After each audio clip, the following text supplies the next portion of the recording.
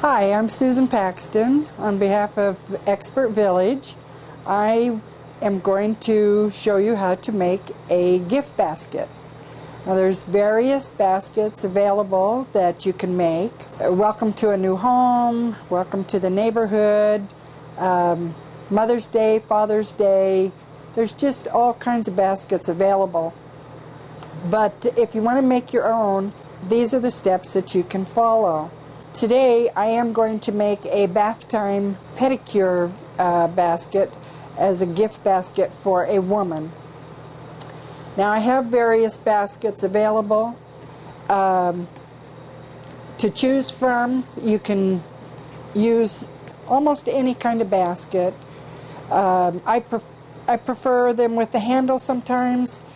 Sometimes they look really nice without a handle. So today we're going to use, because it's for a woman, we're going to use this heart-shaped basket to make our gift basket.